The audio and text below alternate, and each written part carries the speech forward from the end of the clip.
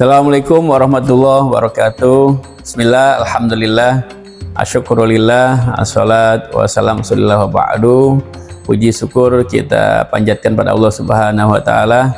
Salawat dan salam kita haturkan kepada habibina wa syafiina maulana Muhammad sallallahu alaihi wasallam.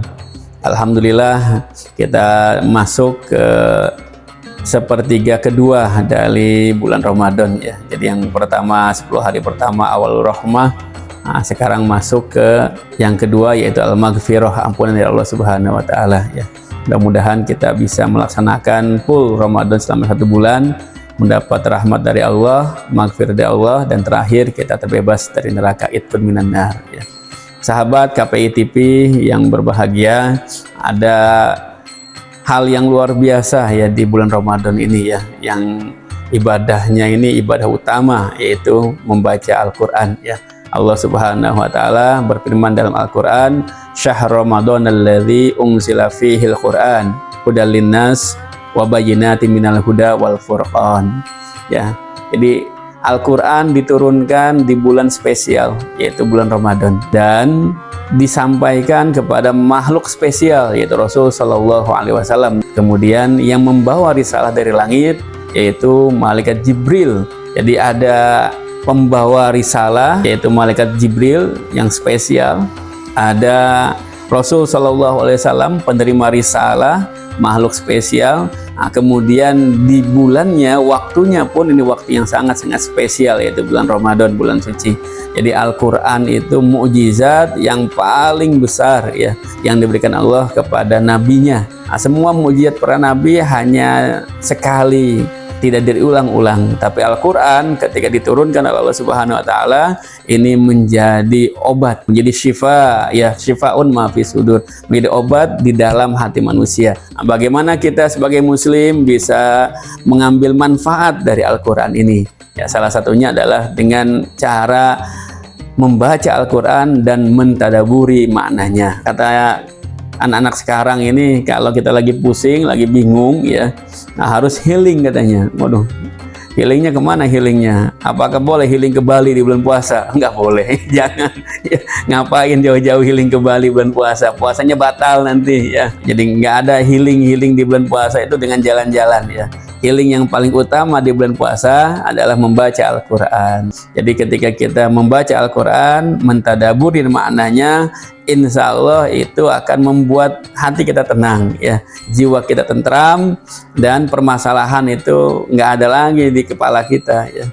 Gimana caranya supaya kita bisa mentadaburi makna Al-Quran ya? Caranya kita harus mengerti maknanya ya. Bagaimana mungkin kita bisa memahami Al-Quran, mentadaburinya kalau kita tidak memahami maknanya? Belajar bahasa Arab dulu dong Ustadz. Iya boleh, nggak apa-apa. Belajar bahasa Arab sekarang, pahamnya nanti setahun lagi. Nggak mesti ya. Nah, sekarang ini sudah banyak alat-alat canggih ya. Jadi ada Google Translate ya. Bahkan di Al-Quran juga ada terjemahannya. Nah, surat yang paling ringan, surat apa? Al-Ikhlas aja ya. Jangan dulu membaca Al-Baqarah dengan maknanya. Waduh, nggak selesai-selesai nanti. Coba kita tadaburi maknanya Al-Ikhlas ya. Qul huwallahu ahad, Allahus somad, lam yalid walam yulad walam yakun lahu kufuwan ahad. Wah, ini kan maknanya dalam, sangat-sangat dalam ya.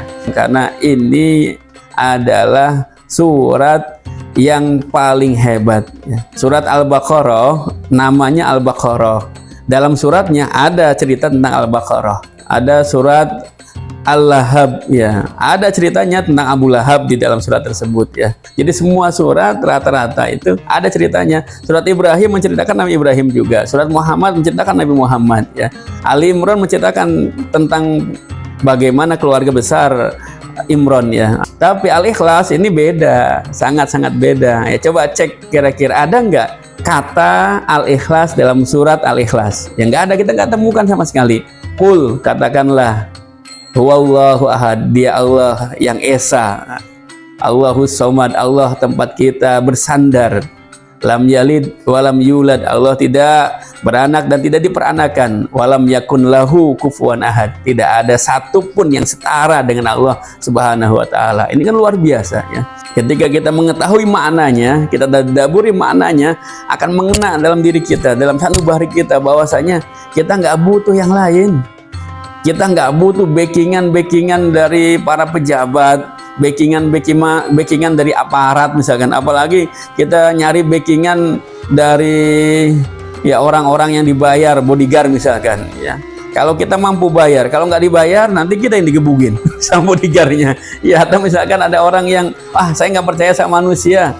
Kenapa? Karena manusia kadang-kadang tidak bisa dipercaya, mempercayakan dirinya, rumahnya kepada hewan ya, al-kalb, anjing misalkan. Makanya di depan rumahnya dipasang gambar awas anjing galak ya, untuk menjaga rumah. Jadi kalau kita bersandar kepada manusia, kepada makhluk lain, ya itu sandaran yang sangat rapuh ya. Maka bersandarlah kepada Allah, hanya Allah satu, as-somad ya. Jadi ini cara kita mentadaburi Al-Quran ya.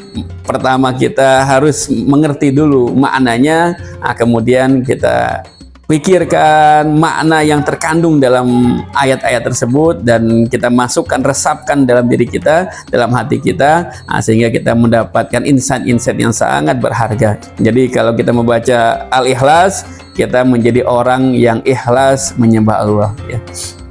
Jadi bukan hanya datang kepada Allah ketika butuh. Ini kadang-kadang manusia itu kalau lagi butuh baru datang kepada Allah ya. Ketika dia lagi susah, rukunya lama, sujudnya lama, doanya sambil nangis. Ya, tapi lagi bahagia, lagi senang, banyak duit, nggak punya masalah, udah lupa, udah healingnya ke luar negeri, jalan-jalan lupa sama Allah. Ini ya.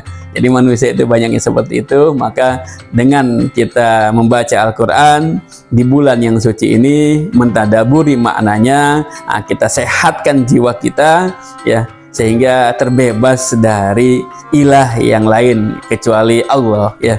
Kita tidak menyembah kecuali Allah. Ini yang paling penting.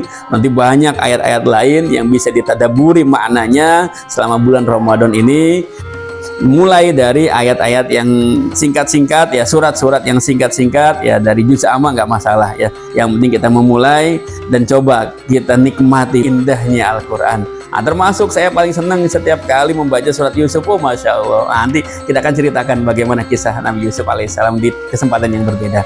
Demikian, terima kasih, semoga bermanfaat. Wallahu muwaffiq ila aqwamit thoriq. Assalamualaikum warahmatullahi wabarakatuh.